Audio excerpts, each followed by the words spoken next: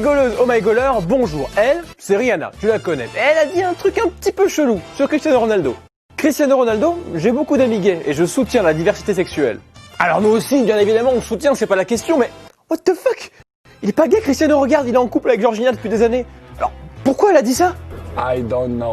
You don't know? I don't know. Elle a fait cette déclaration en 2013 au site espagnol Vanitatis. Et c'est vrai qu'à l'époque, elle fréquentait pas mal quand même le quintuple Ballon d'Or. Du coup, il y avait des petites rumeurs comme quoi Cristiano et elle, petit couple, tu vois.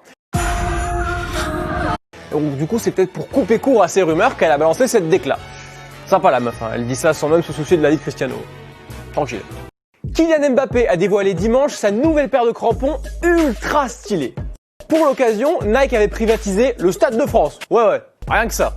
Il y avait donc Mbappé, plein d'enfants de Bondy, mais aussi sa nouvelle paire de crampons, celle-là. Ce sont des Nike Mercurial Superfly 7, personnalisés aux couleurs de Bondy, mais aussi aux couleurs de l'équipe de France. Bah ouais les gars, on n'oublie pas les 2 étoiles. Tout sourire avec sa nouvelle collection Made in 93, Kylian Mbappé était donc relativement à l'aise, du coup on lui a posé une petite question. Quel est le secret de ta réussite, Kylian? Et il nous a livré une petite anecdote assez sympa, regarde. C'est un mix de tout, tu peux pas... Je pense que... Si je peux me permettre de te tutoyer... Bah oui, Kylian, bien évidemment. Il est bien éduqué ce môme quand même. Hein.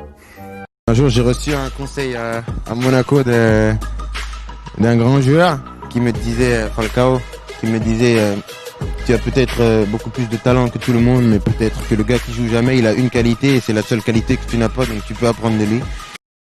Et c'est vrai que j'apprends tous les jours, même parfois avec les jeunes joueurs, parce que c'est une nouvelle génération, même si je suis très jeune encore, mais par exemple les Aouchiche, les Kouassi, c'est une autre génération encore que la mienne et j'apprends des choses au quotidien même avec eux, donc j'apprends vraiment de tout le monde. Alors ça a toujours été un rêve. Règle numéro 1, ne jamais blesser Zlatan Ibrahimovic. Jamais. Je l'ai envoyé à l'hôpital avec un geste de taekwondo. Mais quand tu sais que cette phrase était adressée à Marco Materazzi, tout de suite, t'as moins de peine pour la victime finalement. Ah, toi aussi t'aimerais bien lui mettre un... Pardon. Non, on reste calme. L'Italien avait blessé volontairement Zlatan en 2006, enfin c'est ce qu'il dit. Materazzi est venu me tacler comme un assassin et m'a blessé. Bon, tu sais, c'est surprenant ça comme anecdote, c'est pas dans le caractère de Materazzi de faire ça. Surtout en 2006. Hein Zizou? Si Zidane lui s'est vengé tout de suite, on s'en souvient, Zlatan lui a attendu 4 ans pour se venger. Ça fait mal. Pendant la deuxième mi-temps en derby en 2010, Materazzi vient vers moi et je l'ai envoyé à l'hôpital avec un geste de taekwondo. Eh ouais, qui a dit que Zlatan était un joueur impulsif, Il sait prendre son temps, Quand il s'agit de se venger. C'est l'hiver, mon pote, et rien ne fait plus mal qu'un gros tacle en hiver. Du coup, on a décidé de faire un petit District Award spécial tacle de Noël. Et attention, certains font très mal. C'est parti. Cela fait maintenant 10 ans que Michel tacle ses coéquipiers à tous les matchs. Tacle blanc, le blanc, d'accord. Non mais les gars, Jean-Louis, daltonien, arrêtez. Pas les 2 pieds décollés, Ok. Ah, voilà. Moi, la finesse, c'est ma qualité principale. Boum.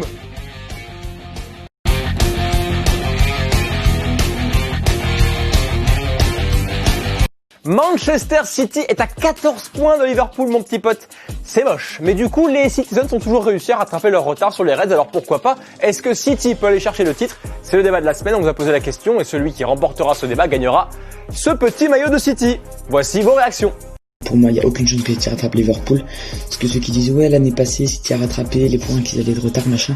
L'année passée, c'est l'année passée. Maintenant, on est 2019-2020, Liverpool a une motivation encore plus grande que celle de l'année passée, donc il n'y a aucune chance pour moi. Wow, le mec te dit au revoir en faisant un bruit de notif Snap. Chapeau l'artiste. Bon, et toi, t'en penses quoi? Parce que c'est possible. Parce que c'est le football. Voilà, ça c'est mon avis. Ah merci mec, génial, super. T'as des arguments sinon? Et je pense même que cette année, City risque même d'être champion. Parce que avec tous les arguments qu'ils ont, il y a forte raison que cette année, ils soient champions. Et toi, avec qui es-tu d'accord? Par qui le PSG va se faire sortir? Non.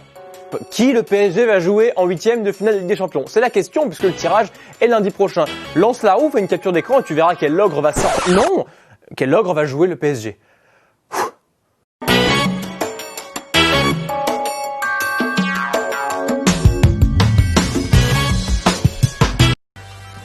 Salut!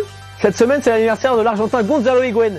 Le mec qui a fait le tour de toute l'Italie alors qu'il est même pas cycliste. Et rien que pour ça, on va lui faire un quiz spécial. C'est parti. Question numéro 1. Dans quel pays est né Gonzalo Higuaín? Il joue pour l'Argentine, mais il n'est pas né en Argentine. T'as plus que 3 choix de réponse, je suis sympa. Il est né en France, à Brest, Tonnerre de Brest.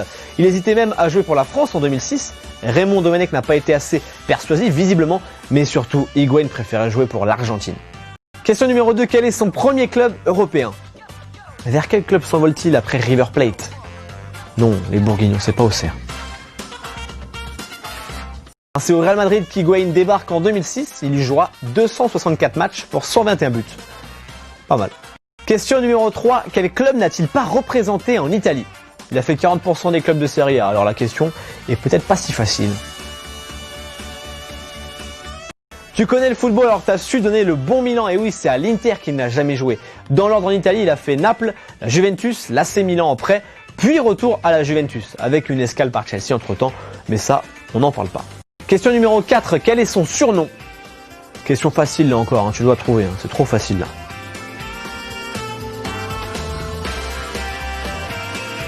C'est Pipita qu'on peut traduire comme fils de celui qui a un gros nez, en gros. Et dis pas que c'est faux, je parle espagnol donc je sais de quoi je parle. Ok, Pipita c'est fils de celui qui a un gros nez, c'est tout. 5e et dernière question, au bout de combien de matchs a-t-il inscrit son premier but au Real? Ouais, j'avoue là, on a fait dur. Mais t'auras pas 5 sur 5. Au bout de 9 matchs, il a pris son temps mais il a marqué dans un match important, le derby de Madrid face à l'Atlético de Madrid. Qu'est-ce qui est plus triste qu'un match reporté? Eh ben la fin de Oh My Goal l'hebdo. Eh ouais, c'est déjà la fin. Heureusement, on se voit la semaine prochaine. Ah, ça va déjà mieux.